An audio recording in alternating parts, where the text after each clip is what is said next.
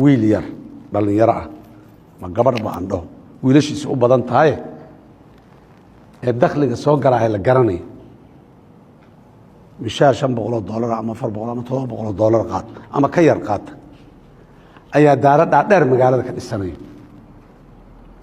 waa amaanan yahay nin karmeed waayo soo wax u qabsada ma aragtay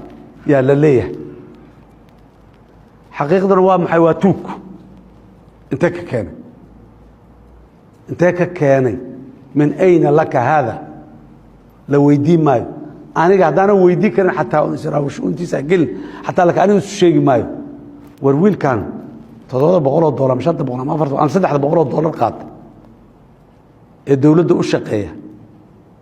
حقاك كان ان دارها ودستو امنيغو كشقيا وزاره الماليه كشقيا مال ان كميده دكت ايربور عاشورته